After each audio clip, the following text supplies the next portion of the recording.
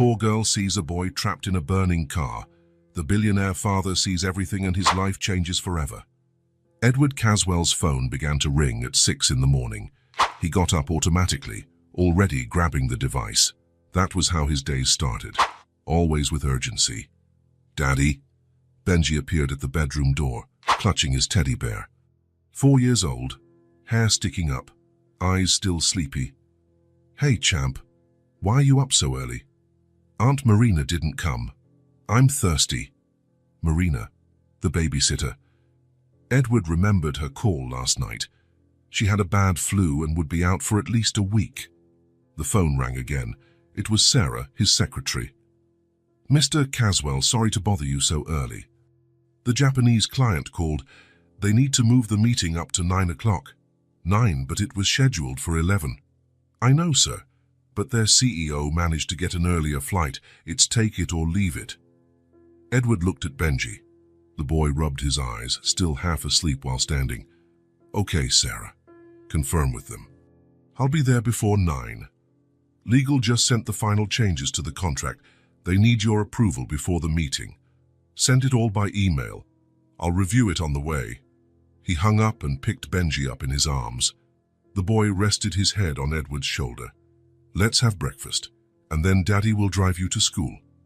"I don't want to go to school. I want to stay with you."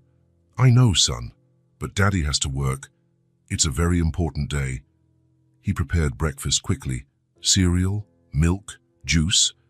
Benji ate slowly, nearly dozing over his bowl. Edward used the time to check emails, review figures, and prepare arguments. $50 million. The company's future depended on this meeting. "Daddy, you're not eating anything."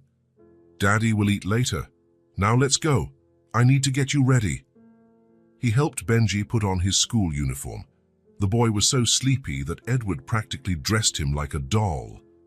He grabbed the backpack and lunchbox and headed downstairs to the garage. "Climb into the car, Benji." The boy climbed in and got settled in his car seat. Edward fastened the seatbelt carefully. Benji was already closing his eyes again. "Daddy, can I sleep a little longer?" "Sure, champ. Sleep, and I'll wake you at school." Benji hugged his teddy bear and fell asleep instantly. Edward closed the back door gently so as not to make any noise. He got into the car and started the engine. The air conditioning created a cool, pleasant environment. He pulled out of the garage just as the phone rang again. "Caswell, it's Peterson. Have you reviewed the third quarter numbers?" "Yes, sir. Everything is ready for the presentation." "Great. This contract is vital. Understand? We cannot lose it." "You can count on me, sir." Traffic was chaotic. Construction on the main avenue forced a detour. Edward took side streets. The GPS recalculating constantly. Every minute mattered. More calls, issues in the sales department, HR questions, approval for an emergency purchase. Edward handled everything while driving, and his mind split 1,000 ways. He finally arrived in the business district. Towers of glass and steel rose against the sky. His office was on the 20th floor of one of the most modern buildings. The private parking lot was closed. A maintenance sign blocked the entrance. "Perfect," he muttered, looking for alternatives. Across the street, there was a public lot, completely exposed to the sun. No cover, no shade. He found a spot and parked. It was 8:50, 10 minutes to reach the conference room. He turned off the engine, grabbed his briefcase, laptop, and phone. He checked that he had all the documents. He got out of the car, closed the door, and locked it with the remote. Beep, beep. Then he ran toward the building. Edward Caswell was known for his absolute focus. When he entered work mode, the outside world simply disappeared. That was the trait that had taken him to the top. It was also what made him forget everything else, including his 4-year-old son sleeping in the back seat. He entered the building and took the elevator. Sarah was waiting with fresh coffee and the final documents to sign. "Are they here yet?" "Yes, sir." "They're in the conference room." "Perfect. Today we'll make history." The meeting started promptly at 9. 3 Japanese executives, serious, formal, tough negotiators. Edward presented numbers, projections, and guarantees. They questioned every detail. An hour passed. Outside, the sun climbed relentlessly. The parking lot turned into a scorching slab. Black asphalt absorbing every ray, metal cars heating up like ovens. Inside Edward's car, the temperature began to rise, first slowly, then more quickly. The closed interior amplified the heat. In his sleep, Benji stirred, furrowing his brow. Sweat formed on his forehead, discomfort seeping into his dreams. 2 hours passed. The meeting remained intense. Clauses were negotiated, values discussed, deadlines adjusted. Edward was completely immersed. Nothing existed beyond that table, those numbers, that contract. In the car, Benji woke up. His first sensation was extreme thirst. His mouth was completely dry. Then came the heat, oppressive, suffocating. "Daddy." He looked around, confused. He was still in the car. But where was Daddy? Why was it so hot? "Daddy, where are you?" He tried to open the door. The handle wouldn't budge. He pulled harder. The child's safety lock prevented it. He tried the other door. Same thing. "Daddy, get me out, please." Panic came quickly. The air was heavy, hard to breathe. Every breath felt like burning. His shirt soaked with sweat. The heat intensifying. Benji pounded on the window with his little hands. He screamed and cried. His voice grew hoarse. No one passed by. The parking lot was deserted under the blazing sun. "Help! Someone! Help!" His strength began to fail. His vision blurred. His head spun. He curled up in the seat, crying softly. Across the street, Lena stopped to count her money. $2.30. There was still a long way to go to pay for her mother's medicine. 6 years old, frail but determined. She had been selling candy since she was 5. She had no choice. Her mother was sick. Her father was absent. She was the one who brought food home.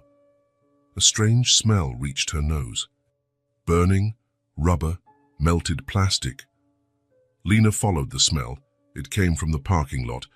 She crossed the street, curious.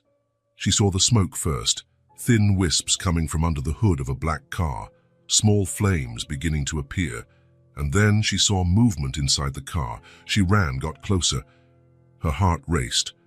A boy, small, lying in the seat, barely moving. No, no. "Joe?" Lena dropped the candy box on the ground. She tried the door, locked. She ran to the other side, also locked. She pounded on the glass. "Hey, wake up! Wake up!" Benji opened his eyes slowly. He saw the girl. He tried to speak, but couldn't. The flames grew, the smoke thickened. There was no time. "Hold on. I'll get you out." Lena frantically searched for something to break the glass. She found a rock, too big for her small hands, too heavy for her child's strength. But there was no choice. She lifted the rock above her head, using all her body weight. She struck the rear window. Crack, the glass cracked, spiderwebbing across the surface. But it still held. Lena hit again. Her arms trembled with effort. Again. On the 20th floor, Edward checked his watch. 11 a.m. "Gentlemen, I believe we have reached an agreement." Formal smiles, handshakes. The $50 million contract was closed. "Sarah, prepare the press release. We just made history."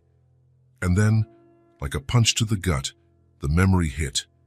Benji, in the car, alone. For 2 hours, under the sun. "Benji!" Edward knocked over his chair as he stood. He ran out of the room, leaving everyone stunned. He bypassed the elevator, 20 floors. He ran down the stairs like a madman. No, please, God, no. Each step felt like an eternity. Each floor a torture. 2 hours. 2 hours under the sun. How could he forget? How could he? He burst through the building's doors. The midday heat hit him like a wall. He ran to the parking lot.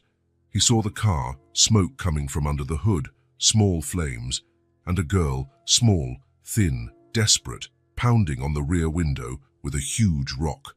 Crash! The glass finally gave way. Shards flew everywhere, cutting Lena's arms, hands, and face. She didn't care. She shoved her arm through the hole, cutting herself even more deeply. She unlocked the door. Edward arrived just in time as she pushed the door open. "Benji!" Lena pulled the boy out. Benji was semi-conscious, his body limp. She used all her strength to drag him out. "Take him!" Lena shouted. "Quick!" Edward snatched Benji from her arms. The boy was burning with fever. He could barely breathe. "Benji, son, open your eyes, please!" Benji coughed and opened his eyes with difficulty. He saw his father. Weak tears trickled down his cheeks. "Daddy, you left me." The words shattered Edward. He hugged his son, crying openly. "I'm sorry, son. I'm sorry Daddy messed up. Daddy messed up so badly." Sirens approached. Someone had called the fire department. In seconds, the scene was filled with fire trucks. Firefighters attacked the flames with extinguishers. Paramedics rushed to their side. "We need to take the boy immediately," said one paramedic, placing Benji on a stretcher. "Severe heat stroke, dehydration. We need IV fluids urgently." Another paramedic went to Lena. She was sitting on the ground looking at her cut arms, blood everywhere. "My God, girl, what did you do?" "I had to get him out," Lena said simply. "The glass wouldn't break." Edward knelt beside her as the paramedics began treating her cuts. "You saved my son. You're an angel." Lena shook her head. "I'm not an angel. I'm Lena. I sell candy." "How old are you, Lena?" 6. 6 years old. Edward looked at her arms, dozens of cuts, some deep, all to save a boy she had never met before. "Why did you do it? You could have been hurt much worse."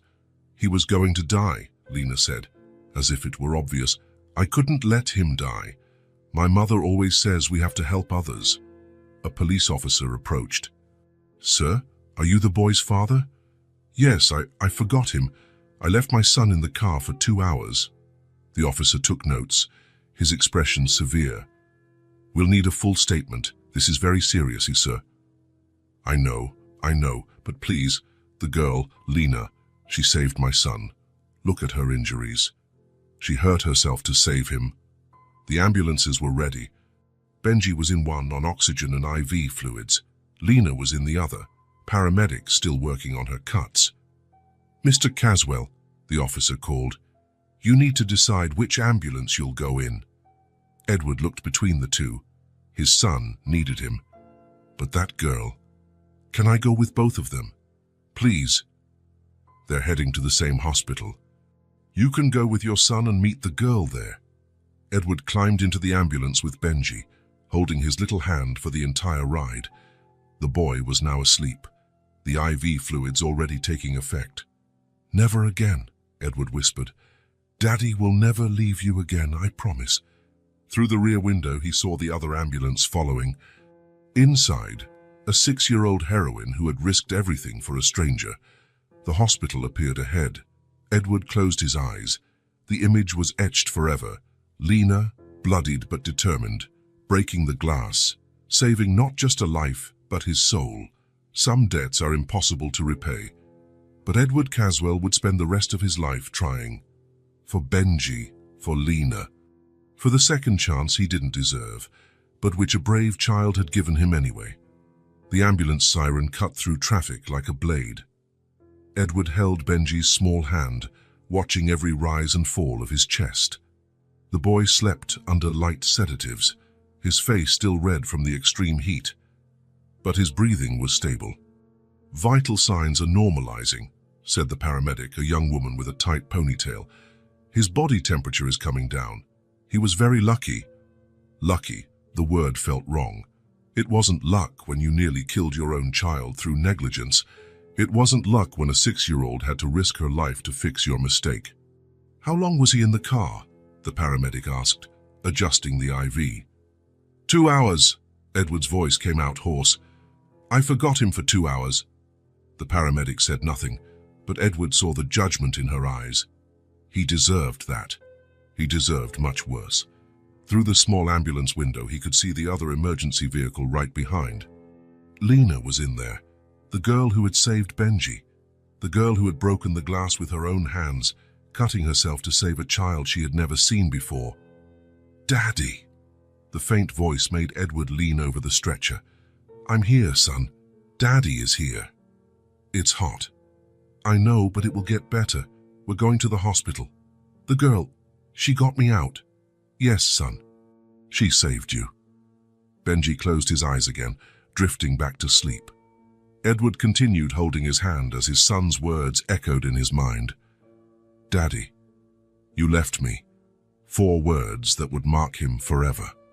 The hospital came into view, St. Mary's Children's Hospital, one of the best in the city. Edward closed his eyes, the image imprinted forever. Lena, bloodied but determined, breaking the car window, saving his child, saving his soul. The ambulances stopped simultaneously at the emergency entrance. Edward saw Lena carried out of the other vehicle. Her arms were wrapped in improvised bandages, stained with red.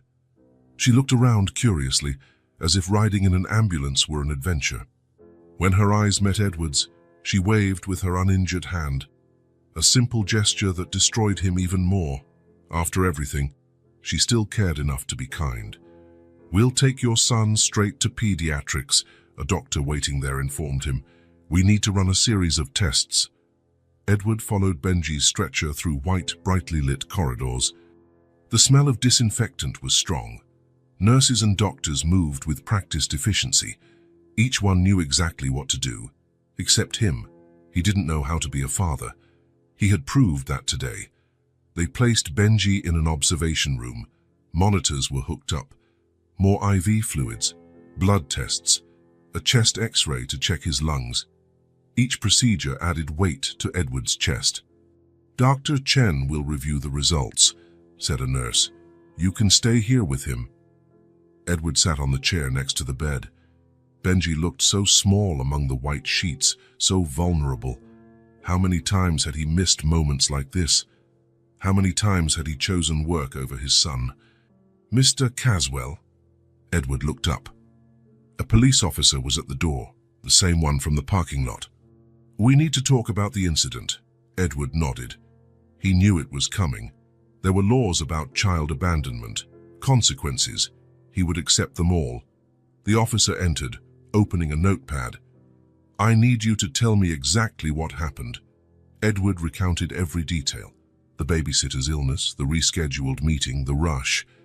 How he got out of the car and simply forgot. "You forgot," the officer repeated flatly. "Yes, I was focused on the meeting. 50 million at stake. It felt like the most important thing in the world at the time. And now, Edward looked at Benji. "Now I would give 100 times that amount to go back in time." The officer took more notes. "The girl who saved your son, she said something interesting." Edward waited. "She said she heard him crying. That's what drew her attention. Your son was crying, Mr. Caswell, loudly, for a long time." Each word was a punch. Edward imagined little Benji alone, scared, calling for him, screaming and crying, while he sat in an air-conditioned room negotiating contracts. "Child Protective Services will be notified," the officer continued. "A full investigation will be conducted." "I understand. There may be criminal charges, negligence, abandonment." "I know." The officer folded his notepad. "Your luck today was that the girl acted quickly. Those seconds made the difference between life and death." After the officer left, Edward was left alone with his guilt, a physical, heavy feeling crushing his chest. How had he reached this point? When had work become more important than everything else? He knew the answer. After Clara died, after cancer took his wife, he had buried himself in work. It was easier to deal with numbers than with grief.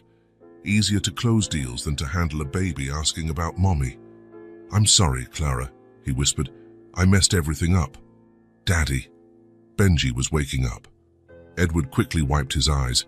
"Hey, champ. How are you feeling?" "Thirsty. I'll call the nurse." "Daddy, why did you leave me?" The question came without accusation, just innocent curiosity. That made it even more devastating. "Daddy made a terrible mistake, son. I was thinking about work and forgot the most important thing. Is work more important than me?" "No." Edward held his son's face gently. "No, Benji. Nothing is more important than you. Daddy just forgot that for a moment and almost lost you because of it. The girl saved me.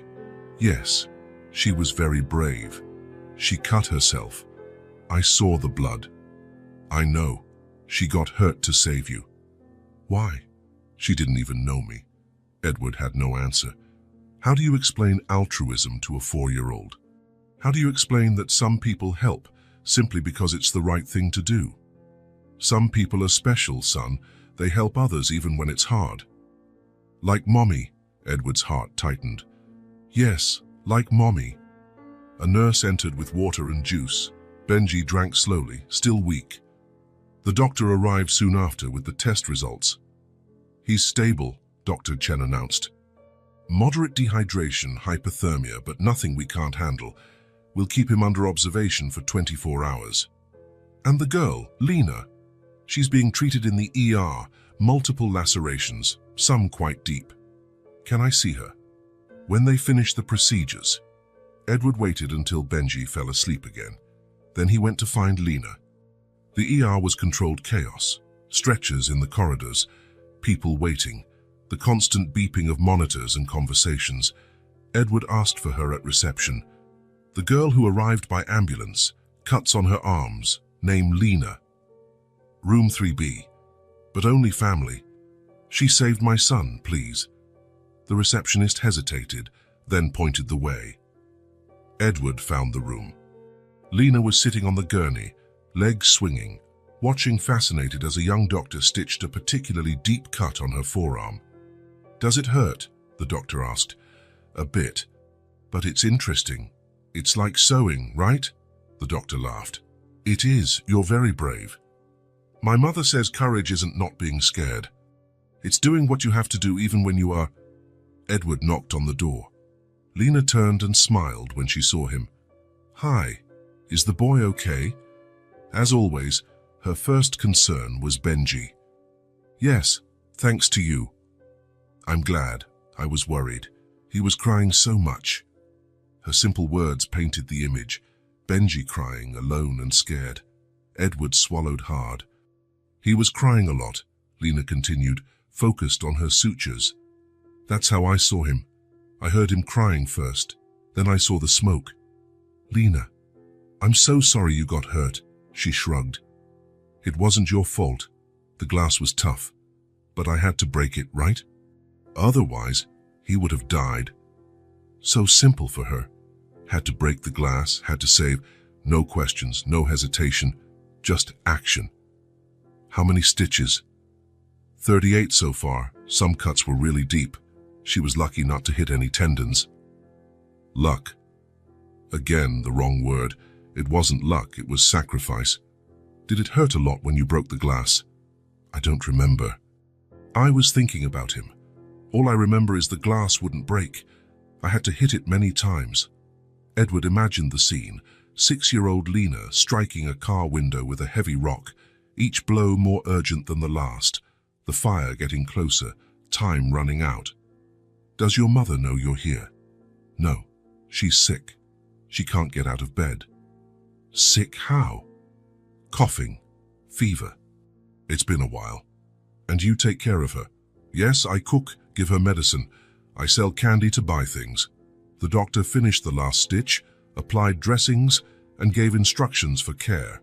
"She needs to come back in a week to have the stitches removed. Keep it clean and dry." "Okay," Lena said, examining her bandaged arms. "It looks cool. I feel like a mummy." A nurse arrived with discharge papers. "Where is the guardian?"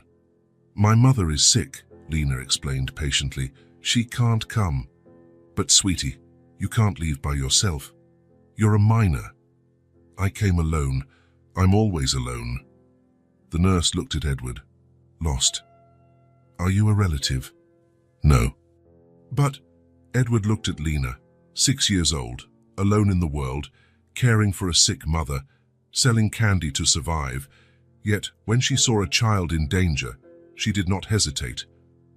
"I'll be responsible for her. Sir, we can't release a minor to a non-relative. She saved my son. She got hurt doing it. Please, there must be something we can do. I'll call social services." While they waited, Edward sat next to Lena. "It must hurt. It hurt worse before. Once I cut my foot on a shard of glass really deep. My mother stitched it with ordinary thread at home. That hurt more than this. You didn't go to a hospital. Hospital is expensive. We make do." Edward thought of all the times he had complained about insignificant things. Office air conditioning too cold, coffee not at the right temperature, while a 6-year-old girl had her foot sewn at home by her mother. "How long have you been selling candy?" "Since I was 5, when my mother got sick the first time." "And your father?" "I don't have one. Never did. My mother says it's just the two of us against the world. 2 of them against the world, and apparently winning despite everything." The social worker arrived, a middle-aged black woman with glasses hanging around her neck, an expression of someone who had seen too much. "I'm Patricia Williams. I understand we have a situation here." Edward explained everything. The accident, the rescue, Lena's injuries, her mother's illness at home. "And you want to take the child home?" "Yes. She needs to care for her mother, and she needs someone to care for her." Patricia reviewed the papers, looking at Lena, her bandages, and Edward. "This is highly irregular, but," she sighed, "given the exceptional circumstances, I'll authorize it, with conditions." "What are they?" "You take her straight home. You assess the living conditions. Any sign of neglect or danger, report immediately, and she must return to have her stitches removed. Of course, I'll do everything. More paperwork, more bureaucracy." Edward signed everything. He assumed responsibility. For the first time in his life, a responsibility that did not involve money. "There," Patricia said. "Lena, you can go with Mr. Caswell." "Can I see the boy first?" Lena asked. Edward smiled. Of course she wanted to see Benji. "Let's go." They returned to pediatrics. Benji was awake, eating jelly and watching cartoons.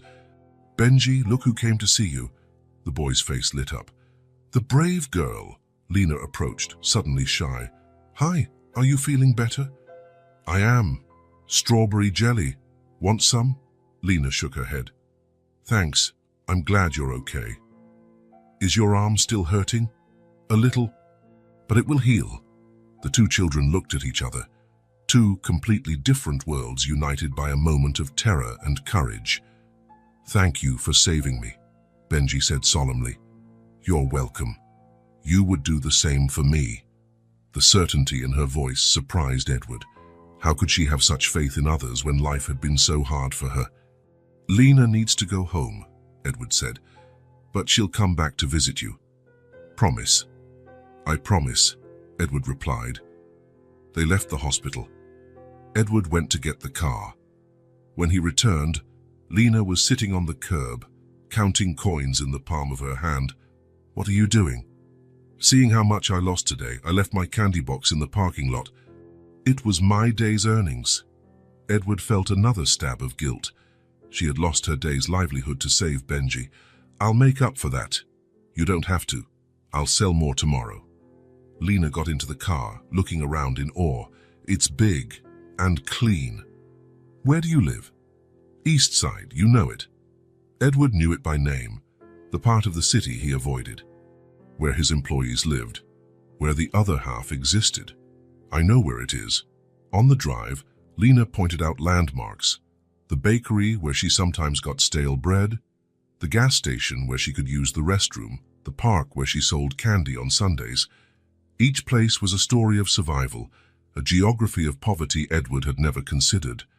"Here," she said as they turned onto a narrow street. "Third building." Edward looked.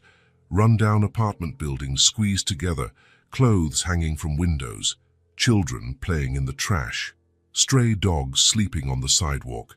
"This is where you live?" "Yes, 3rd floor. The window with the red cloth is ours." Edward parked, locked the car. The contrast with his world was shocking. 30 minutes by car, but it felt like a different planet. "Come on," Lena said. "I'll introduce you to my mother. She'll like you. You seem nice." Seems nice. If she only knew. If she knew he had almost killed his own son out of greed. But Edward followed her. Each step brought a revelation, each detail a silent accusation of a world he had helped create and maintain with his indifference. The building door was broken. The hallway smelled of mold and urine. The stairs creaked. On the 3rd floor, Lena stopped in front of a door with peeling paint. "Here it is," she said, searching for the key in a hidden pocket. "Am I home?" Edward took a deep breath. He was about to enter a world he had always ignored, a world where 6-year-olds were heroes out of necessity, a world that, from today on, he could no longer pretend didn't exist. The key turned with difficulty in the rusty lock. Lena pushed the door open. It squealed on its hinges. The sound echoed down the empty hallway. "Come in," she said, as if inviting him into a palace. Edward hesitated at the threshold. The apartment was smaller than his closet. One room serving as living room, kitchen and bedroom. 2 small beds, a chipped wooden table, a stove with only 2 working burners. The walls were stained with moisture. The ceiling flaked in places, but it was clean, surprisingly clean. Every item in its place. The beds made with military precision, the few dishes stacked neatly, flowers in tin cans adding color to the space. "Mom," Lena called softly. "I brought a visitor." A weak voice came from one of the beds. "Who is it, dear?" "It's the boy's father, the one I told you about." Edward approached. Lena's mother lay covered with a patched but clean blanket. She looked about 30 but seemed much older, too thin, pale, with sunken eyes glowing with fever. "Ma'am," Edward began, but realized he didn't know her name. "Carmen," the woman said, trying to sit up. "Carmen Santos. Mrs. Santos. I'm Edward Caswell. I came to talk about what your daughter did today. She told me she saved your boy." Carmen coughed, a dry cough making her double over in pain.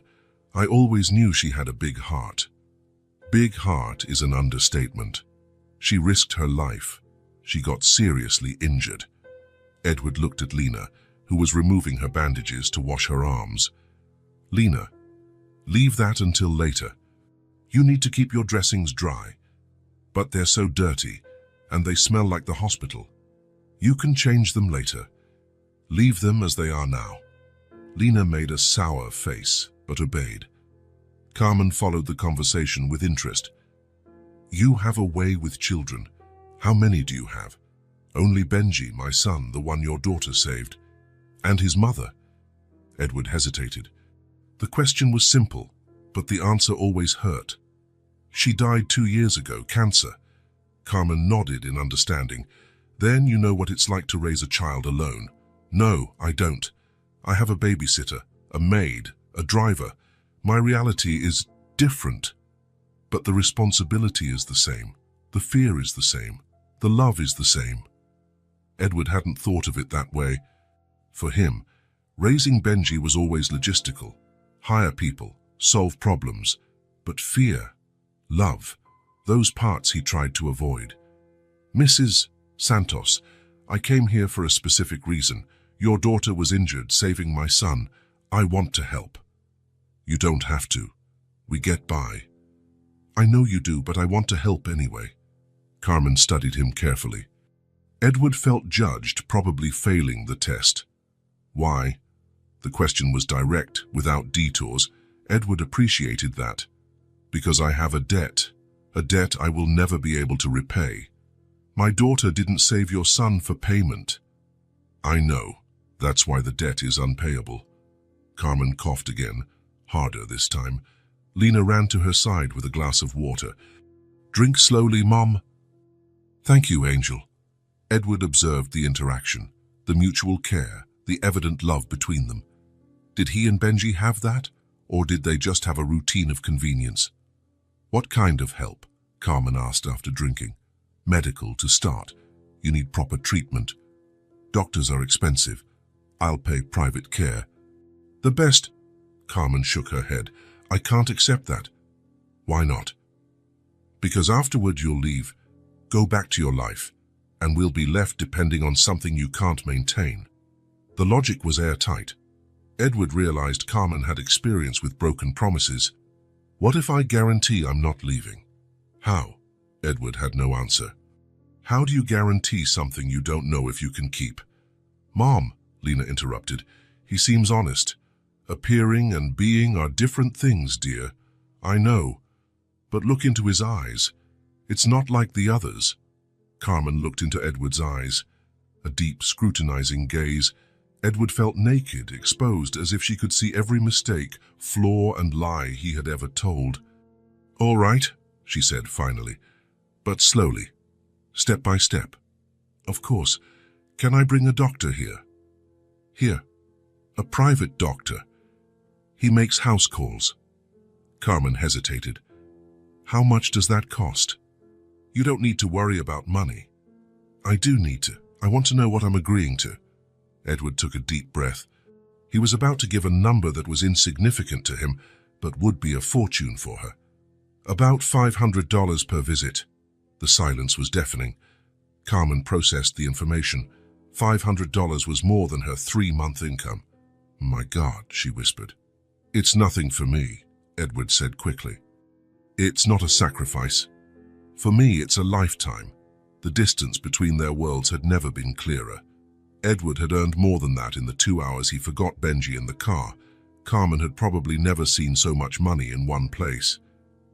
That's why I want to help. I have resources. You have needs. It's simple. Nothing is simple when it involves money, Carmen said. But all right, I'll accept the doctor. Great, I'll call now. Edward took out his phone, dialed his private doctor, Dr. Morrison, explained the situation, and requested an urgent visit. He'll come this afternoon, Edward announced after hanging up. Today? Carmen sounded frightened. But I don't have good clothes and the house is a mess. The house is clean. You're sick. The doctor understands that. But, Mum, Lena interrupted. Let him help. You're very sick. Carmen relented. Edward realized Lena had more influence over her mother than she should. A 6-year-old child making adult decisions. I need a few more things, Edward said. Food, medicine, basic supplies. We have food. Edward looked around and saw a nearly empty cupboard, some cans and a packet of pasta. Not enough food for a sick person and a child. Let me bring some things. Please.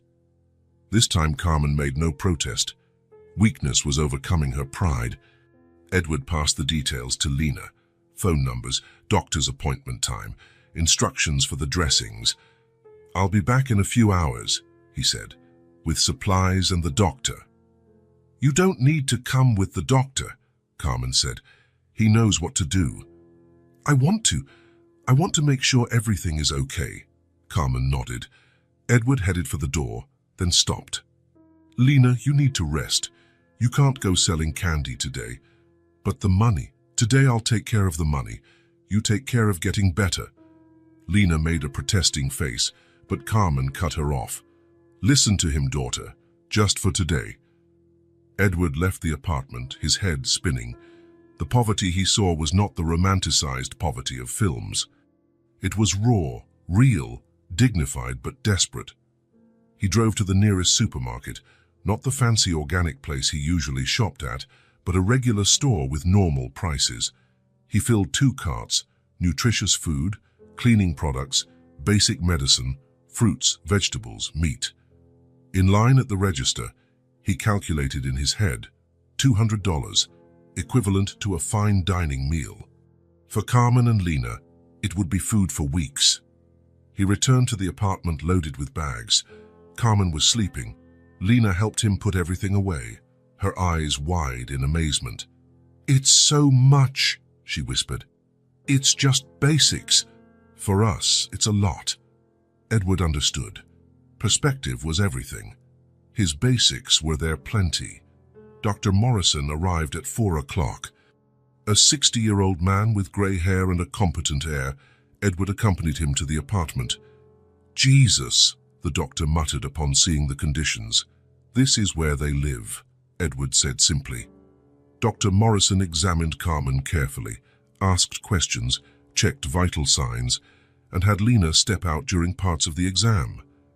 Edward and Lena waited in the hallway. "Will my mother be okay?" Edward asked.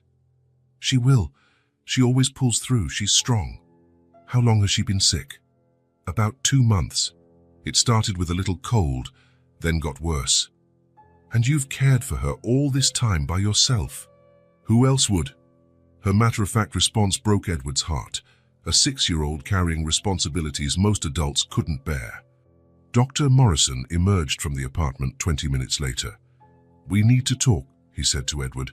They went down to the building's hall. "Pneumonia," Dr. Morrison said. "Advanced, likely caused by an untreated respiratory infection. Is it serious?"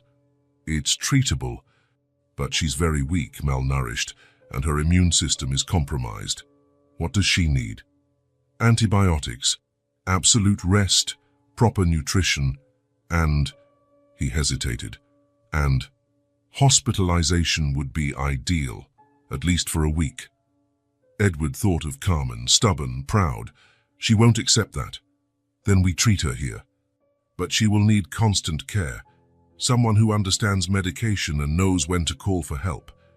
"Her daughter is 6. "Exactly. It can't be her responsibility." Dr. Morrison prescribed antibiotics, syrups, pain relievers, an extensive list of expensive medications. "I'll pick everything up at the pharmacy," Edward said. "And who will administer it?" Edward hadn't thought about that. Carmen could barely get out of bed. Lena was just a child. "I can hire a nurse. Here, in this neighborhood, at night." The doctor was right. No private nurse would come here after dark. "So what do we do?" "Either she goes to the hospital, or someone stays here with them." Edward looked at the dilapidated building, the broken windows, the dark corridors. "I will stay." Dr. Morrison looked surprised. "Sir?"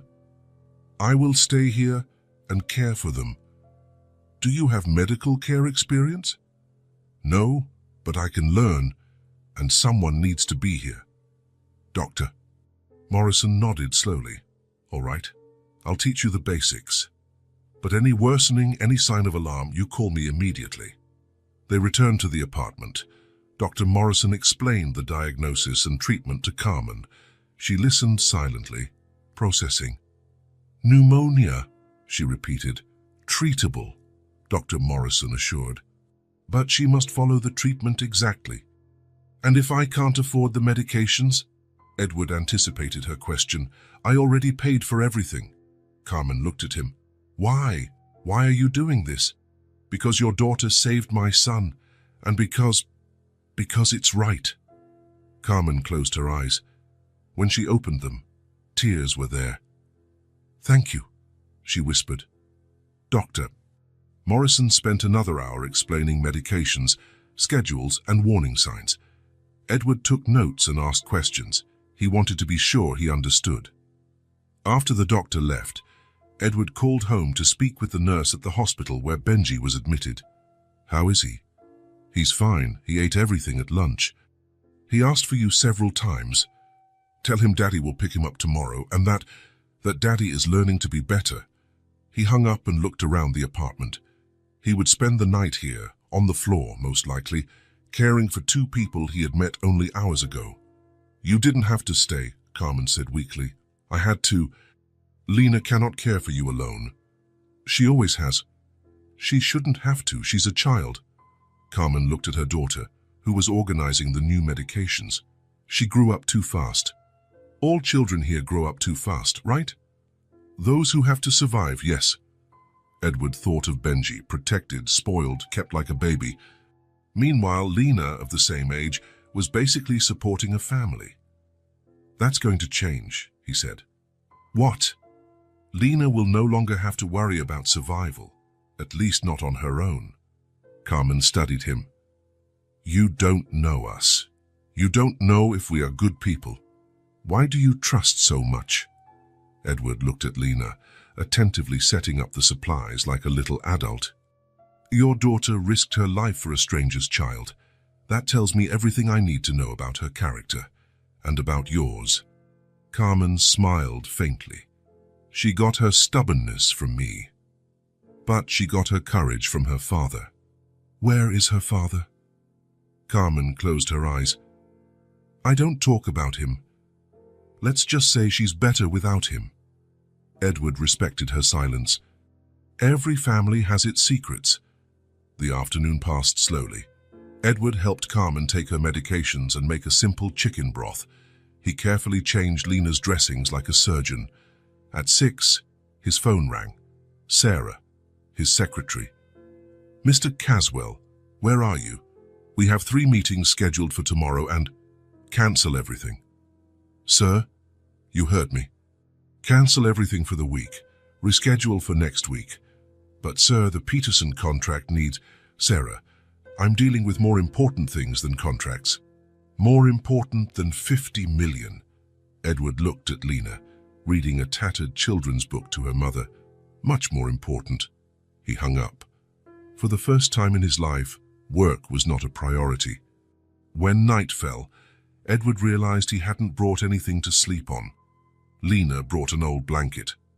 This is what we have, she said awkwardly. It's perfect. Edward lay on the floor next to Carmen's bed. The blanket smelled faintly of cheap fabric softener, but it was clean. Mr. Caswell, Carmen called softly. Edward, call me Edward. Edward, thank you for everything. Thank you for showing me what really matters. Carmen fell asleep soon after, exhausted from the medications. Lena stayed up longer, whispering stories to herself. Edward stared at the stained ceiling, thinking of his empty home, of Benji alone in the hospital, of all the lost opportunities to be a real father. Tomorrow he would pick up Benji. He would bring him here. He would let the 2 children get to know each other better. He would begin to build something he never knew he wanted, a real family, even if it was an unlikely family, created by tragedy and held together by gratitude. Sleep came slowly, but when it did, Edward slept on the hard floor with a clearer conscience than he had had in years. Outside, the city continued turning, businesses closing deals, money changing hands, the world he knew following its relentless course. But inside that small apartment, something bigger was being born, something that had no price, something that could not be negotiated or bought. Something a brave girl had planted when she smashed a car window and saved more than one life. She had saved a soul. Edward drove through the city with Benji beside him, returning from the hospital. He had promised Lena they would visit late in the afternoon. Benji was excited to see his new friend. Daddy, will Lena like the drawing I made for her? She will love it, champ. It had been a normal day. Meetings were cancelled, but he managed to handle some urgent matters by phone. For the first time, work didn't dominate his thoughts completely. They stopped at a toy store along the way. Benji chose a simple puzzle as a gift. Edward bought extra medications. Carmen was improving, but Dr. Morrison recommended keeping a stock. Is she still sick? Benji asked in the car. A little, but the medicine is helping. They parked in front of the building. The neighborhood seemed more familiar now. Edward recognized some faces and greeted neighbors. He was no longer a complete stranger. They climbed the stairs, talking. Benji recounted his morning in the hospital, the final tests, how happy he was to be okay. Edward knocked on the door. Lena! It's us. Silence. He knocked again, louder. Lena? Carmen? A faint sound came from inside, whimpering, groaning.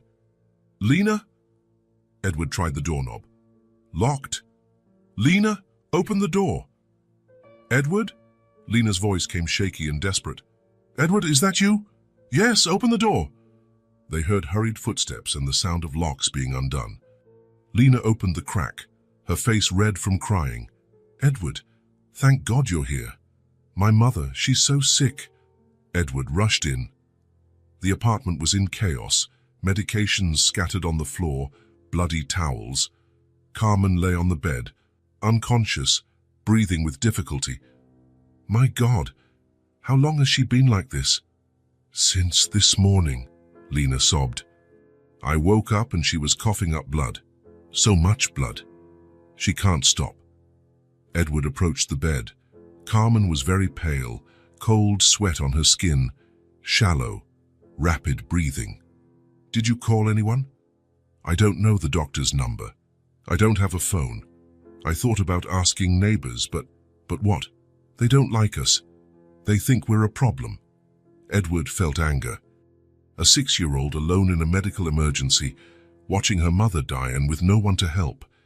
Benji, stay here with Lena. I'll get the car parked closest to the door. Will she die? Lena asked, desperate. No, we're taking her to the hospital now. Edward ran downstairs. He brought the car to the building's entrance. He returned upstairs.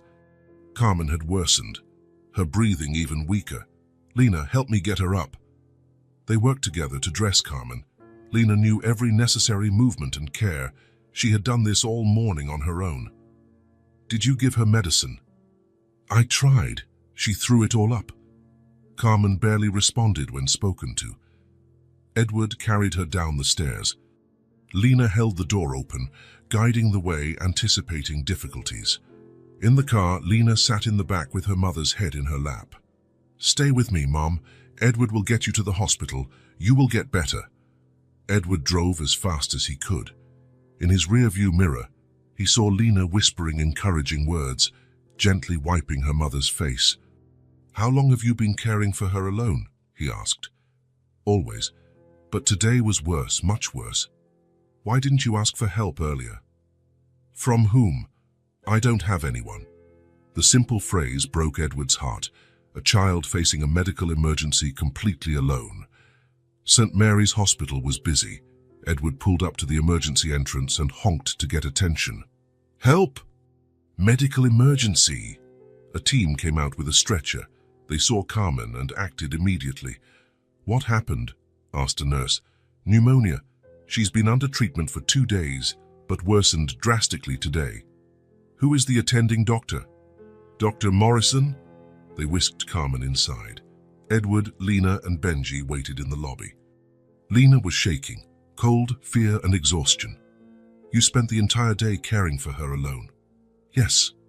I woke up, and she was coughing up blood. I thought she was going to die. You were so brave. I didn't feel brave. I felt so afraid. Benji approached Lena and offered the drawing he had made for her. I made this for you to make you feel better. Lena took the paper, a drawing of 2 children holding hands and smiling. It's us, Benji explained. Now we're friends. Lena smiled for the first time that day. Dr. Morrison arrived 40 minutes later, his serious expression confirming their worst fears. How is she? Edward stood. Critical. The pneumonia has progressed to sepsis. The condition is much worse. What does that mean? Lena asked. Dr. Morrison knelt to speak with her. Your mother is very, very ill, more so than yesterday. She will need to stay in the hospital for a long time. How many days? At least a week, maybe 2, maybe more. Lena absorbed the information in silence. Edward saw panic growing in her eyes. What if she doesn't get better? The girl asked softly. We will do everything we can. Your mother is strong. But if it's not enough? Dr. Morrison looked to Edward for help. How to explain mortality to a 6-year-old? Lena, Edward knelt beside her. Your mother will fight. The doctors will fight. And we will be here for her. And me. If she doesn't come back, but where will I go? The question Edward had anticipated, yet it hit him like a punch. With me, he said without hesitation. How? You will live with me, in my house, as long as you need. Even if it's forever. The question was too direct, too honest. Edward looked at that courageous girl who had spent the entire day caring for her mother alone. Even if it's forever? Dr. Morrison interrupted them. Can I speak with you privately? He asked Edward. They left the children in the lobby and walked into a corridor. "The situation is serious," Dr. Morrison said quietly. "More serious than I expected. Could she die?" "She could. Sepsis is unpredictable. Sometimes it responds quickly to treatment, sometimes not." "Exactly. You need to be prepared to care for the girl if the worst happens." Edward looked out the window at Lena, consoling Benji because he was sad for her. "I am ready. Legally, it will be complicated." "Does she have any other relatives?" "None that I know of. I'll talk to social services. We'll make the process easier if needed." They returned to the lobby. Lena looked at them expectantly. "Can I see my mother?" "For a few minutes," Dr. Morrison agreed. They took the children to the ICU. Carmen was connected to several machines but conscious. "Mom?" Lena approached slowly. "Hi, Angel." Her voice was weak but caring. "How are you feeling?" "Better now that you're here. You scared me so much today. I'm sorry. I didn't mean to scare you." Lena held her mother's hand gently. "Edward said I can stay at his house." "That's a good idea. You'll be safe there. But I want to be with you." "I know. But this isn't a place for a child. At his house you can play, sleep and eat properly." Carmen looked at Edward. "Thank you for everything." "No need to thank me. I do need to. You came into our lives like an angel." "Your daughter is the angel. She taught me more in 2 days than I learned in years." They had to leave as visiting hours ended. Lena said goodbye to her mother, promising to return the next day. In the car, the children were quiet.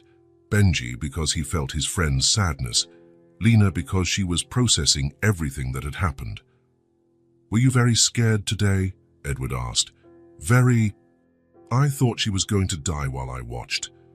But you did everything right, cared for her, gave her medicine, kept her comfortable. It didn't feel like enough. It was more than any child should have to do." They arrived at Edward's house as the sun was setting. Lena got out of the car slowly, taking everything in with new eyes. "Will I live here?" "Yes, for as long as you want. Even if my mother..." "Even then." They entered through the front door this time. Edward wanted Lena to feel like a guest, not an emergency. "Wow," she whispered, looking at the entryway. "It's bigger than I remember. Would you like to see your room?" They went upstairs and Edward opened the door to the guest room. "This will be your room." Lena entered slowly. The bed was made with clean sheets. Soft towels awaited in the bathroom. There were even flowers in a vase. "Rosa prepared this for you," Edward explained. "Who is Rosa?" "The housekeeper. She comes to clean a few days a week." "Does she know I'm going to stay here?" "She does. And she's happy. She said the house has been too quiet with only men around." Lena walked to the bed and ran her hand over the comforter. "It's soft. Try lying down." She lay down carefully, sinking into the soft mattress. She sighed. "It's like sleeping on a cloud." "The bathroom is all yours. Clean towels, soap, shampoo. Anything you need." "Can I take a shower?" "Of course." "The hot water never runs out here." "Really?" "Really."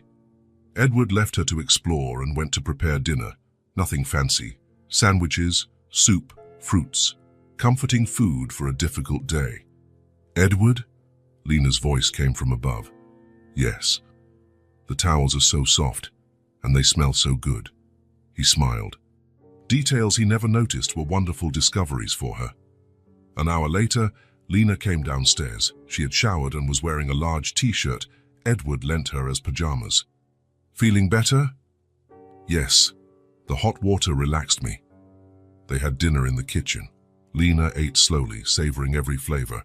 Homemade soup, fresh bread, natural juice. "Is it good?" "It's the best meal I've ever had." "Mine too," Benji agreed. "Mine too," Edward admitted. After dinner, they showed her the rest of the house. The living room, the office, the backyard with green grass. "Can I walk on the grass?" "Of course, that's what it's for." Lena took off her slippers and stepped barefoot on the grass. She laughed at the tickle. It tickles. The children played in the yard until it got dark, running, laughing. Benji taught Lena how to make paper airplanes. She taught him how to whistle. Edward watched from the porch. Benji was more animated than Edward had ever seen him, talking more, laughing more. He seemed more like a child. At bedtime, Edward took Lena to her room. Everything okay? Need anything? It's perfect. Thank you so much. Do you want me to leave a light on? No need. I've slept in the dark for a long time. Edward didn't doubt it.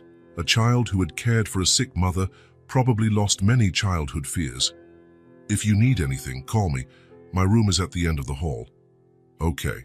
Lena. Yes. You were very brave today. Your mother must be proud. I didn't feel brave. I just did what I had to do. That's exactly what makes you brave. Edward also said goodnight to Benji. Daddy, I like that Lena came to live with us. She's not living. We're just having her stay while her mother gets better. But what if her mother doesn't get better? Edward hesitated. How to answer honestly without scaring her. Then we take care of Lena for as long as she needs. Forever. If necessary. I'd like that. She's nice. And you're happier when she's here. Benji's observation surprised Edward. Children understand much more than adults realize. Now go to sleep. Tomorrow we'll go back to the hospital to see her mother. Edward went downstairs after the children fell asleep. The house felt different now, more alive. It had laughter echoing on the walls, conversations at the table, movement in the hall. For the first time in 2 years, he felt the house was a home. Upstairs, Lena nestled into the soft comforter. She closed her eyes, but sleep didn't come easily. She thought of her mother alone in the hospital, the beeping machines, the possibility of losing the only family she had. But she also thought of Edward's kindness, Benji's friendship, the safety of being in a home where she didn't have to be afraid. For the first time in a long while, there was hope mixed with fear. And in the room next door, Benji slept more peacefully, no longer alone in a silent house. He had a close friend and a present father, a family growing in unexpected ways. Edward stayed awake late, thinking about the future. Carmen might not survive. Lena might become an orphan. He could become responsible for a child he'd only met a few days ago. The idea didn't scare him. In fact, for the first time in years, the future seemed meaningful. He went up to his room thinking of Clara. Would she approve of his decisions? Would she understand how 2 courageous children had completely changed his perspective? He was certain she would. Clara had always said life was about human connections, about helping those in need, about using privilege to make a difference. It took a while to fall asleep, but when he finally did, it was with a clear conscience. Outside, the city continued its relentless pace, but inside Edward Caswell's house, something precious was growing. A family born from tragedy, strengthened by generosity, united by the understanding that sometimes life's best things come from the hardest moments. A second chance that Edward vowed never to waste. Edward finished his coffee and looked at the clock, 8:30 a.m. He had meetings cancelled, but some urgent calls couldn't wait. Marina is here, he announced to the children. I'll work a few hours at the office. The babysitter had returned after a week off with the flu, 50 years old, grey hair, a motherly smile. She had known Benji since infancy. Good morning, Mr. Caswell, Marina greeted. And this must be Lena. Hi, Lena said shyly. Marina, Lena will be with us for a few days. Her mother is in the hospital. I understand. Don't worry, I'll take good care of them. Edward knelt to the children's level. You'll stay with Marina this morning. She makes the best hot chocolate in town. Really? Lena asked Marina. Family secret. Marina winked. I learned from my grandmother. Benji, show Lena around the house, your toys, the yard, everything. Sure, Daddy. Edward went up to the office. He turned on the computer, checked emails, and started his first call. But even as he focused on business, part of his attention remained with the children's voices coming from downstairs. "Lena, come see my room." Benji's excited voice echoed through the stairs. Edward smiled. Benji had never shown his toys to anyone, always alone, more accustomed to adults than other children. "Wow," Lena's amazed voice came. "You have all this." Curiosity overrode work. Edward saved the file he was editing and quietly went downstairs. He stood at the end of the hallway, listening without being seen. Benji's room was large, organized and filled with toys, race cars, building blocks, stuffed animals, educational games, gifts from birthdays, Christmas, and random occasions. Edward had always tried to compensate for his absence with presents. "This is my fire truck," Benji explained. "It has a real siren. Listen." The electronic siren echoed through the room. "That's so cool." Lena seemed genuinely impressed. "Does it move?" "It does, and it has a ladder that goes up and down. Want to play?" "Can I?" "Of course. It's meant for playing." Edward peeked through the door crack. Lena knelt on the floor, handling the truck carefully and reverently, as if touching something sacred. "And these?" she asked, pointing to a huge box of building blocks. "They're for building houses, castles, bridges, anything." "Really? Want to try?" Benji opened the box. Hundreds of colorful pieces spilled onto the carpet. For him, it was routine. For Lena, it was like discovering pirate treasure. "Where do I start?" "Anywhere." "There's no rule." Lena picked up a blue piece and then a red one. She began to connect them slowly, experimenting. Benji sat beside her, helping, teaching, sharing. "You've never built anything before?" Benji asked. "No. At home, I only have one cloth doll my mother made." "You mean she sewed it?" "Yes, with scraps of fabric. It has no eyes or hair, but I love it." Benji thought about that. "Where is it?" "At home. I forgot it when my mother went to the hospital." "You must miss it." "Toys don't miss people," Lena laughed. "Mine do. When I go on trips with Daddy, they're sad all alone." Edward smiled at the doorway. Benji's childhood imagination was infecting Lena with possibilities. "What else do you have?" she asked. "Puzzles, games, books?" "Books." "You don't know how to read." "I know a little. My mother taught me the basics, but books are expensive." Benji ran to the bookshelf and returned with arms full. "I have a ton. This one is about a boy who flies. This one is about forest animals. This one has moving pictures when you pull tabs." Lena flipped through the books with extreme care. Colorful pages, detailed illustrations, stories she never imagined existed. "Are they all yours?" "All of them." "Wow!" The word came out as a whisper. Edward felt a lump in his throat. How many children in the world never had their own book? How many Benjis existed versus how many Lenas went hungry for stories? "Do you want me to read to you?" Benji offered. "You know how to read." "I learned at school. I'm still slow, but I can." They sat on the bed. Benji opened a book about pirate adventures. He began reading, sounding out some of the harder words. Lena listened, mesmerized. Edward retreated back to the office. His heart ached. Benji was teaching Lena to dream, showing her worlds she never knew existed. He tried to return to work, but couldn't concentrate. The voices continued downstairs. "And this one?" Lena asked. "It's a robot that walks and talks. Want to see?" The sound of electronic motors. Lena's startled laugh. "Does it follow commands?" "Some. Say walk, and it walks. Say stop, and it stops." "Walk." Metallic steps from the robot. It listened. "Stop." Silence. "That's magic." Edward went down again, this time entering the room. "Having fun?" "Daddy!" Benji ran to him. "Lena never saw a walking robot." "Never." "Never," Lena confirmed. "Only on the neighbor's TV. She can play with anything, right, Daddy?" "Of course. While she's here, everything is hers too." Lena looked at Edward with gratitude. "Thank you, I won't break anything." "Don't worry. Toys are for playing, not for keeping." Marina appeared in the doorway. "Kids, hot chocolate is ready." "Let's go." Benji pulled Lena by the hand. They ran downstairs. Edward stayed in the room looking at the organized mess, blocks scattered, books open, toys out of boxes. How long had that room not seen so much life?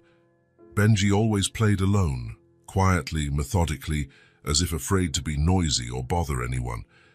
But with Lena there, he was different, more childlike, more joyful, more himself. Edward went to the kitchen. The children sat at the table, drinking hot chocolate and eating cookies, chatting happily. "Marina, I'm stepping out for a while, an hour at most." "Of course, sir." "Keep playing. When I return, maybe we'll do something fun." "What?" Benji asked, curious. "It's a surprise." Edward drove to the mall. He knew a toy store well, the place where he bought gifts for Benji. But this time he had a specific mission. A doll. He had never bought a doll. He didn't know where to start. Hundreds on the shelves. Big dolls, small dolls, dolls that talk, dolls that cry, dolls that wet themselves. "Can I help you?" asked a saleswoman.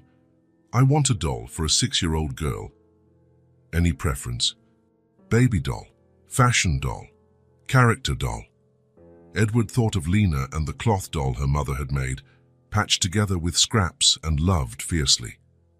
Something special, a doll she can take anywhere, one that won't break easily. The saleswoman led him to a specific section. "These ones are more durable for active play." Edward examined the options. A brown-haired doll caught his eye. Not too big, not too small. Simple but pretty outfit, eyes that blinked, a sweet smile. This one. Excellent choice. It comes with extra clothes and some accessories. Perfect. He also bought a few children's books, simple stories Lena could read by herself once she improved. He returned home in 40 minutes. He hid the bag in the trunk. He wanted it to be a special surprise. He entered through the kitchen. Marina was preparing lunch. "How are they?" "Playing in the yard. Benji is teaching her how to kick a ball." Edward went to the window. The two children ran across the lawn, Benji gently kicking the ball so Lena could catch it. She laughed every time she kicked it back. When was the last time he saw Benji so happy? When was the last time the yard had so much movement? "Lunch is almost ready," Marina announced. "I'll get the bag from the car." And Marina, "Yes? Can you prepare a picnic basket for this afternoon? We're going to the park." "Of course, it's been a while since Benji went to the park." It had indeed. Edward always promised to take him, but something more urgent always came up. A meeting, a phone call, a contract. Today would be different. After lunch, he called the children to the living room. "I have something for you both." He took the doll from the bag. Lena's eyes widened. "For me? Just for you?" Lena took the doll reverently, touching the soft hair, the colorful dress, the blinking eyes. "She's beautiful. What will you name her?" Lena thought seriously. "Clara. Her name will be Clara." Edward felt a pang in his chest. Clara, his wife's name. Coincidence or child's intuition? Why Clara? "I don't know. She seems like a Clara."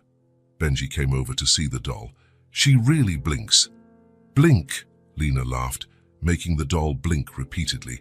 "And for you," Edward said to Benji, "new adventure books." "Thank you, Daddy." The children sat on the sofa, Lena cradling the doll, Benji flipping through the books. Edward watched, memorizing the moment. Simple happiness, natural, genuine. Something money couldn't buy, but his presence could provide. The phone rang. Sarah, his secretary.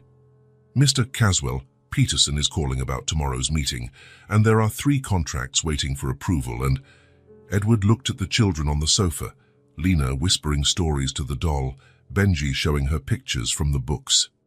"Sarah?" "Yes, sir." "Cancel everything today. Everything tomorrow, too." "Sir, you heard me. Cancel everything. Reschedule for next week." "But, sir, these are important engagements." "I have more important engagements here." He hung up before she could object. "Who wants to go to the park?" he announced. Me! The two children jumped off the sofa. "We'll have a picnic, play and take pictures. Spend the whole afternoon there." "Really?" Benji asked, incredulous. "Really? Let's have real fun." Marina had already prepared the basket. Sandwiches, fruits, juices, cookies. Edward grabbed a camera that had sat in his drawer for months. The park was a 10-minute drive away, large with a playground, a duck pond and picnic areas. Edward knew it because he passed by every day on his way to work but had never stopped. "Wow, it's huge!" Lena exclaimed upon seeing the park. "There's a swing!" Benji pointed to the playground. "And ducks!" Lena saw the pond. They found a table under a tree. Edward spread the checkered blanket Marina had placed in the basket. The children helped arrange the food. "Can I go see the ducks?" Lena asked. "Let's all go together." They walked to the pond. Dozens of ducks floated calmly. Some families were feeding them breadcrumbs. "Are they tame?" Lena asked. "Very tame. They're used to people." Edward bought corn from a nearby machine and gave handfuls to the children. "Throw it slowly. They'll come to you." Lena threw some grains. A duck approached immediately. She laughed in surprise. "He came. Look, Benji." "Throw more. Call the others." Soon they were surrounded by ducks. Lena delighted as if it were the greatest spectacle. Benji laughed at her joy. Edward took photos, dozens of pictures of pure happiness. Lena feeding the ducks, Benji teaching her about different species, the two of them smiling at the camera. "Now let's go to the playground," Edward suggested. The playground was full of children, swings, slides, seesaws. Lena hesitated at the entrance, looking around. "You've never played on a playground?" Edward asked. "No, I only watched from afar." "Then today is your first time." Benji took her hand. "Come on, I'll teach you everything." They ran to the swings. Benji helped Lena get seated and taught her how to pump her legs. Edward pushed them both alternately. "Higher," Lena shouted, laughing. "Higher," Benji echoed. Then came the slide. Lena was scared at first. It was very tall. But with Benji encouraging her, she went down once, then again, then 10 more times. "I'm flying," she shouted each time she descended. Edward kept photographing every moment, every smile, every discovery. When they tired of the playground, they returned to the table.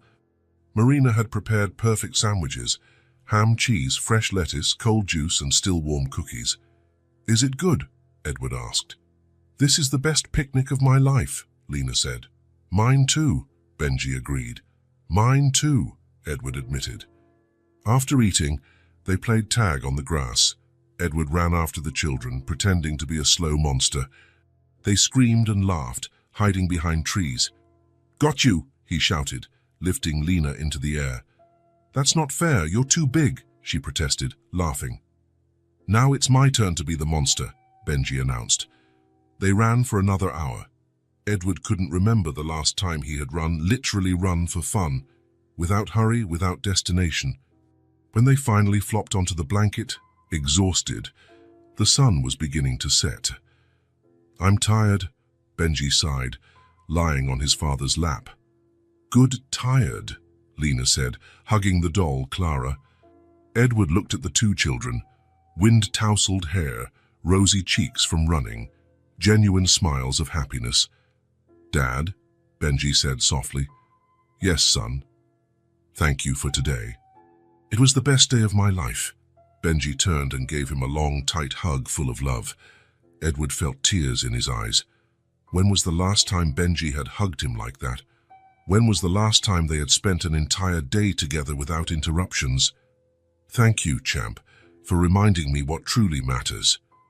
"What truly matters?" Lena asked. Edward looked at her, then at Benji, then at the pond where ducks floated. "Moments like this, you two, being truly present." "Not work?" Benji asked. "Work is to earn money. Money is to have moments like this. I was doing it all backward." They stayed in the park until the sun fully set. Edward carried the two sleeping children to the car, Lena hugging the doll Clara, Benji holding one of the new books. On the drive home, Edward drove slowly. He didn't want the day to end. He didn't want to return to the reality of ringing phones and urgent emails. For the first time in years, he had fully lived in the present, without thinking about the next commitment, without checking his phone every 5 minutes, without hurry. Just a father playing with 2 children who were teaching him how to be human again. At home, he carried the children to their rooms. He tucked Benji into his bed and kissed his forehead. "Daddy." "Yes." "Can we do this again? We will make this our routine." "Promise." "I promise." He took Lena to her room and helped her change clothes. She placed the doll Clara next to her pillow. "Will she sleep with me?" "Sure. She's yours." "Thank you for everything. The happiest day of my life." Edward kissed her forehead as well. "Thank you for showing me how to be a real father." He went downstairs to the living room, grabbed the camera, and uploaded the photos to his computer. Dozens of images of pure happiness, genuine smiles, spontaneous moments. He printed them all. He framed some for the living room and others for the office. He wanted to remember this day always. The day he chose to be present. The day when 2 children taught him that success isn't measured in dollars but in hugs. The day he discovered that being a father was the best job in the world. Edward's phone rang at 7 in the morning. "Dr. Morrison.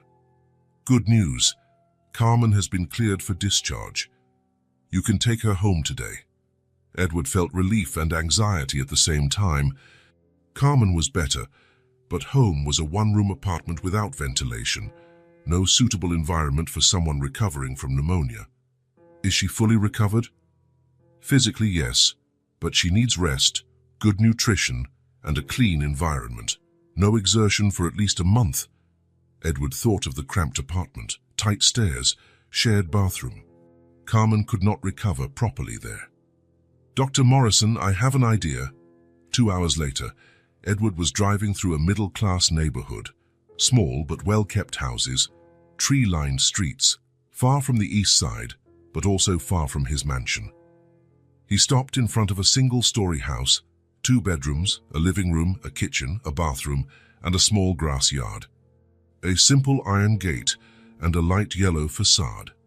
It was one of the properties his company had acquired for a cancelled real estate project, vacant for 6 months, but in perfect condition. Edward took out his phone and called the property manager. "Marcus, it's Edward Caswell. I need to furnish the house on Flowers Street, 247 today." "Today, sir?" "Today." Simple but comfortable furniture. 2 beds, a sofa, a dining table, a refrigerator, and a stove. The basics. To rent. To live in. A family is moving in today. "Understood. I'll arrange it." Edward returned home.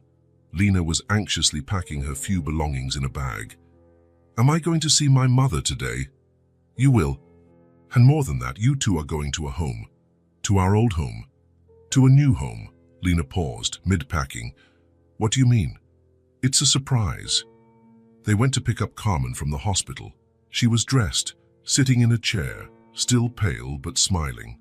Lena ran to her. "Mom." "Hi, Angel. How are you?" "I'm good. Edward took care of me." "And look." Lena showed her the doll Clara. "He bought this for me." Carmen looked at Edward gratefully. "You didn't have to." "I did. She deserves it." The doctor gave the final instructions: rest, medication on schedule, follow up in a week. Carmen signed the discharge papers. "Ready to go home?" Edward asked. "Ready." They left the hospital. Carmen looked puzzled at the direction Edward took. "This isn't where I live." "I know." Edward drove to Flower Street and stopped in front of the yellow house. Carmen looked confused. "Why are we stopping here?" Edward got out, approached her, and handed her a bundle of keys. "Because we have arrived home." Carmen looked at the keys, then at the house, and then at Edward. "I don't understand. This is your new home, yours and Lena's." "What do you mean, my home?"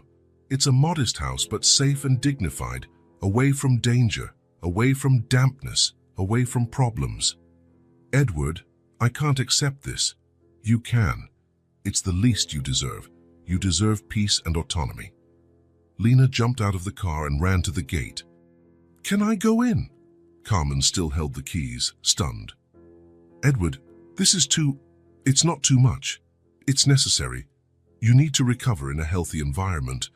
Lena needs stability. But I can't afford to. You don't have to pay. The house was empty anyway. I cannot accept charity. It's not charity. It's justice. Your daughter saved my son. This house doesn't make up even 1% of that debt. Carmen looked at Lena, who was standing next to the gate, staring at the house. Mom, can I see inside? Carmen sighed, accepting the keys. All right, let's take a look. They opened the gate and walked through the small garden to the front door.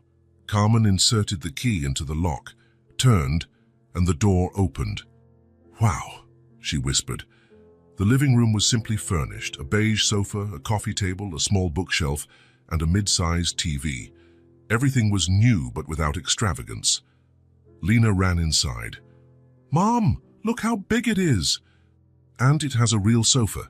She ran through the rooms, a kitchen with a fridge and stove and small table, 2 bedrooms with made beds, a private bathroom with a hot shower. Simple but well cared for. Is this my room? She shouted from the back of the house.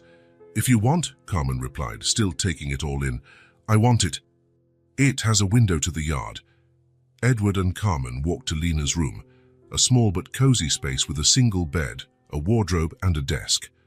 For studying, Edward explained, pointing to the desk. She will study. I will enroll her in a school. I already spoke to the principal. Carmen sat on the bed, emotional. Edward, all this, I don't know how to thank you. Live. Recover, be happy. Lena ran back over. Mum, there's a yard, small, but it's ours. They went outside to see. A yard with grass, a few flowers, and a clothesline area. Simple but cared for. Can I plant things? Lena asked. You can plant whatever you want, Edward said. Tomatoes. I want to plant tomatoes, Carmen laughed. The first time Edward had seen her laugh genuinely. She always wanted plants. In the apartment, there was no space. Here, you can. They went back inside. Carmen explored every corner, a stocked fridge with basics, cabinets with some supplies, cleaning products, clean bedding. Sayu thought of everything.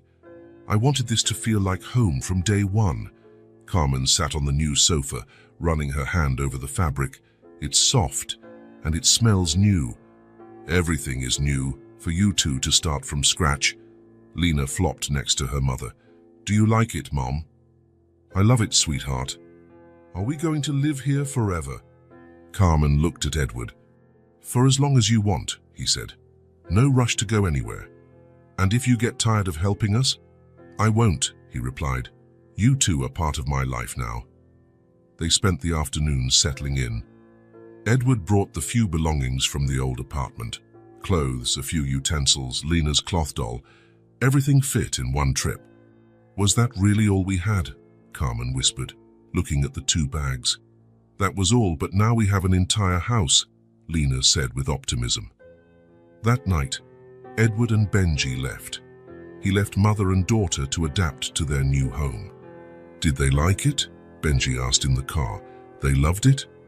Will Lena still be my friend? Of course. Now that she has a fixed address, she can visit you anytime. Can I visit her? Always. 3 days later, Carmen called Edward. Would you like to come for dinner? Lena and I want to repay your kindness. You don't need to repay anything. We do. A simple dinner, but made with love. All right. What time? 7. We'll be there. Edward and Benji arrived on time. Carmen opened the door, smiling, looking healthier and stronger. Welcome to our home. The house smelled like homemade cooking. Lena came running. Benji, come see my room all set up. The children disappeared down the halls. Edward followed Carmen into the kitchen. Can I help? Almost everything is ready. The small table was carefully set. A simple tablecloth, mismatched but clean plates, makeshift candles in bottles. "It looks lovely," Edward said. "I learned to make things pretty with little. Necessity teaches." Dinner was simple but delicious. Roasted chicken, rice, salad, and farofa. Home-style flavors Edward hadn't tasted in years. "It's wonderful," he complimented. "Thank you, it's good to cook in a real kitchen." The children talked about Lena's new school starting next week. Benji promised to introduce her to his classmates. "Will you be in the same class?" Carmen asked. "No, but it's a small school. Everyone knows each other," Edward explained. After dinner, while the children played in the yard, Carmen and Edward sat at the table chatting. "You know," Carmen said, "Lena always asked about her father." Edward listened attentively. This was the first time she had mentioned the subject. "And what did you tell her?" "I lied. I said he had to travel. Maybe he would come back someday." "Why?" Carmen sighed deeply. "Because the truth was too ugly for a child." "Would you like to tell it? We had a good start, you know. He was loving, hard-working, made me laugh." Edward waited for her to continue. "Then he started drinking. At first, only on weekends. Then every day. Then he became violent. He beat you. He threatened me, yelled at me, broke things. When I found out I was pregnant, I realized I couldn't raise a child in that environment." "You ran away?" "I ran. One night when he was too drunk to notice, I took my things and disappeared. And after that, years later, I heard he was arrested for a bar fight that ended badly. Someone died." Edward felt a chill. Carmen had escaped a future killer. "Lena never knew about this. Never. I didn't want her to have that image of her father, so I just said we broke up and he was gone. That was wise." "Was it? Sometimes I think I should have told the truth." "Why?" "So she would understand why it was always just the two of us. Why we never had help." Edward watched Lena play with Benji in the yard. Innocent children, unaware of adult tragedies. "She'll understand when she's older, if she wants to." "Do you think so?" "I'm sure. She already knows what matters, that you love her and have always been there for her." Carmen discreetly wiped her eyes. "You know what else hurts me?" "What?" "Lena grew up thinking she wasn't worth it, that she didn't deserve good things, that our life would always be about chasing basics. And now she has a home, a school, a new doll, a real friend." Carmen looked at Edward. A future. She always had a future. She just didn't have opportunity. Is that the same thing? No. A future is about dreaming. Opportunity is about achieving. Carmen smiled.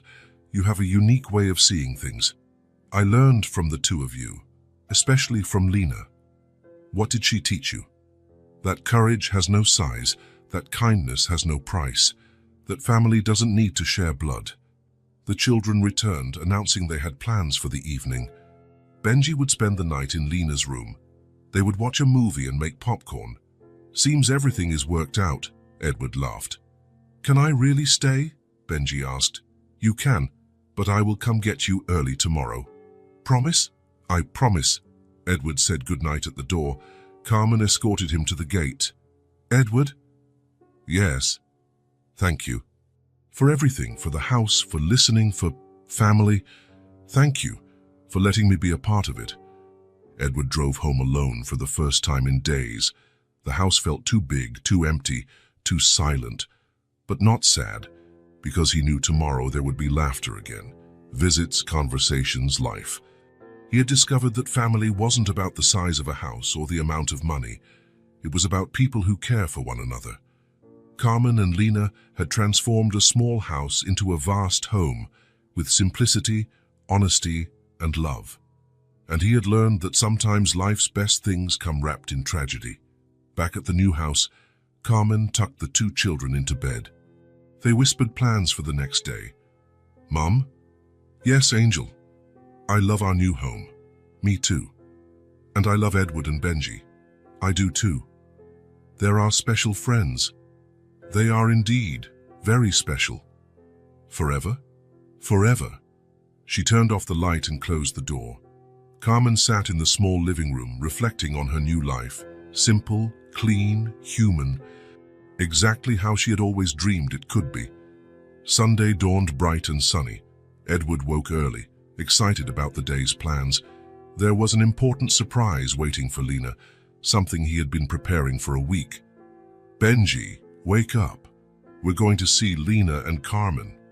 "Now it's still early," Benji groaned, stretching in bed. "Yes, it's early, but today is a special day." "Why?" "You'll find out." Edward showered quickly as Benji got dressed. At breakfast, the boy was curious. "What's the surprise?" "If I tell you, it stops being a surprise. Give me a hint." "It has to do with school." Benji's eyes lit up. "Lena will go to school with me." Edward smiled but didn't answer. He grabbed a bag hidden in the closet.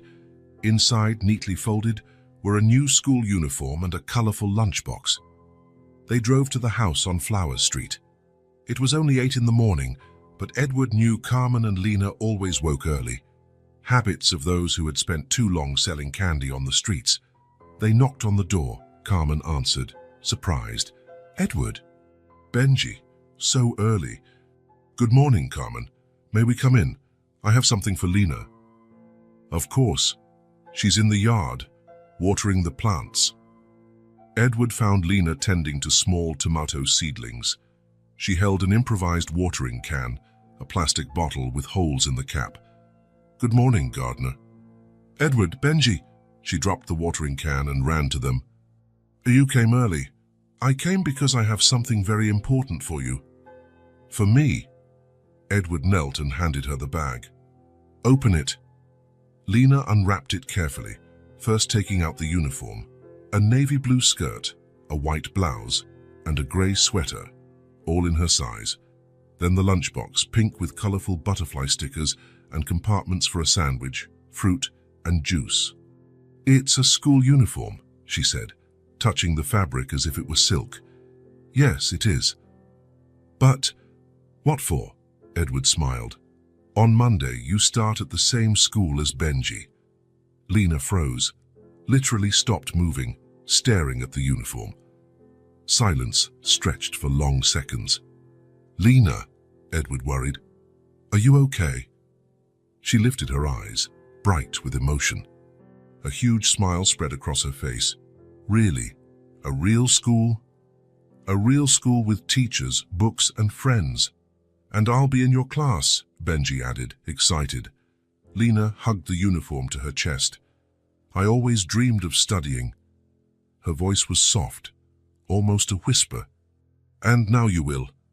"I never told Mom because I didn't want her to be sad." Edward felt his heart clench. Lena protected her mother, even at the cost of her own dreams. Why would she be sad? Because school costs money, and we didn't have money. Edward hugged her gently. "You deserve to study, you deserve to dream, you deserve all the good things life can offer. And now you will have all of it." Lena stepped back to look at the uniform again. "Can I try it on?" "Of course. Carmen, may she try on the uniform?" "Yes. Go to your room, dear." Lena ran off, carrying the new clothes. Carmen approached Edward. "Thank you. You can't imagine what this means to her." "I do. Every child deserves education. She will be a great student, so smart and curious. I'm sure of it. And she will have Benji to help her settle in." Benji nodded solemnly. "I'll introduce her to everyone, and I'll share my lunch if she forgets hers." Lena returned 5 minutes later, dressed in the uniform. It fit perfectly. The skirt at the right length, the blouse neither too tight nor too loose. She spun to show off. "How do I look?" "Beautiful," Carmen said, tears in her eyes. "Like a real student," Benji added. "Like a real student," Edward confirmed. Lena picked up the lunchbox and opened it.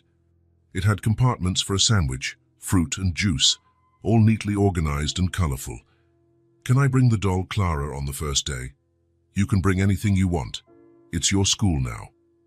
"Our school," Benji corrected. "We're in the same school now." The children began making excited plans, what subjects they would have, where they would sit during recess, what their teacher would be like. Lena asked 1,000 questions, and Benji patiently answered all of them. "Let's play outside," Benji suggested. "I can teach you how to play soccer properly." "Soccer? There's PE at school. Everyone plays soccer." "I don't know how to play. I'll teach, it's easy." They ran into the yard, leaving Edward and Carmen alone in the living room. "Want some coffee?" Carmen offered. "I'd love some." They sat on the small front porch, watching the children in the yard. Lena still wore her uniform, as if she never wanted to take it off. "She's beaming," Carmen remarked. "She is. She's going to be very happy at school." "How did you arrange her spot?" "I spoke with the principal. I explained the situation. She was touched by her story." "And the costs?" "Everything is already taken care of. Tuition, supplies, uniform, lunch, all of it." Carmen shook her head. "I never cease to amaze us." Edward took a sip of coffee and watched Lena attempt to kick the ball. Benji ran beside her, giving tips and encouragement. "Carmen." "Yes." Edward took a deep breath. There was something he had needed to say for days. "Lena came into my life when I needed it most, even though she didn't know it." Carmen paused, stirring her coffee, and looked at him. "What do you mean?" "I was lost, focused only on work, forgetting how to be a father, forgetting how to be human. And she changed that. She made me see what truly matters." Edward glanced at Lena in the distance. "She gave me back my son. Benji was always your son. He was my son biologically, but not emotionally. I wasn't present. I wasn't truly part of his life." Carmen nodded in understanding. "And now? Now we are father and son in every sense. Playing together, talking, laughing. He hugs me without fear of interrupting." "That's good." Edward turned to Carmen. "And that I will never forget. I'll be forever grateful. You don't owe us anything. I owe everything." Lena saved Benji physically, but she saved both of us emotionally. Carmen smiled softly. "She has that gift. She always has, seeing the best in people." "How did you teach her that?" "I didn't teach her. She was born that way. I only tried not to get in the way." The children returned, announcing they already planned for the night. Benji would sleep in Lena's room, they'd watch a movie and make popcorn. "Seems everything is settled," Edward laughed. "Can he really stay?" Benji asked. "Yes, but early tomorrow morning I'll come pick him up." "Promise." "I promise." Edward said goodbye at the door. Carmen walked him to the gate. "Edward." "Yes. Thank you. For listening. For not judging. For—" she searched for words. "For seeing us as people. You have always been people, always special. I didn't feel special. I felt invisible. And now I feel seen, respected, like I deserve to be here." Edward looked out the window at the quiet neighborhood. Houses with families, children playing in the street. "You deserve to be anywhere. This house is not a favor, it's your right." "Right. Lena saved my son, you saved my soul. If anyone owed anything here, it's me." Carmen shook her head. "It's not debt, it's friendship." "Exactly." They sat in comfortable silence, the sound of children playing, the clock ticking, the sense that everything was in its right place. "Carmen." "Yes." "The past doesn't change, but the present transforms through listening." She looked at him, intrigued. "What do you mean?" "You carried that story alone for 6 years. Now you shared it with me. The burden becomes lighter when it's shared." "That's true. I feel lighter. And I feel whole, knowing your story, understanding where such strength comes from." "Strength?" "Raising a daughter like Lena on your own, escaping a dangerous situation, starting over from nothing, that is pure strength." Carmen smiled, tears in her eyes. "Thank you. It's been so long since someone saw courage where I only saw survival. They're the same thing. Surviving with dignity is the highest form of courage." The children came back, announcing plans for the night. Benji would stay in Lena's room, and they would watch a movie and make popcorn. Seems everything is sorted, Edward said with a laugh. May I really stay? Benji asked. You may, but tomorrow morning I'll come pick you up. Promise? I promise. Edward said goodbye at the door. Carmen accompanied him to the gate. Edward? Yes. Thank you. For everything, for the house, for listening, for family. Thank you for letting me be part of it. Edward drove home alone for the first time in days. The house felt too big, too empty, too silent, but not sad, because he knew tomorrow there would be laughter again, visits, conversations, life. He had learned that family isn't about the size of a house or the amount of money. It's about people who care for each other. Carmen and Lena had transformed a small house into a vast home through simplicity, honesty, and love. And he had learned that sometimes life's best things come wrapped in tragedy. Back at the new house, Carmen tucked the two children into bed. They whispered plans for the next day. Mom? Yes? I love our new home. Me too.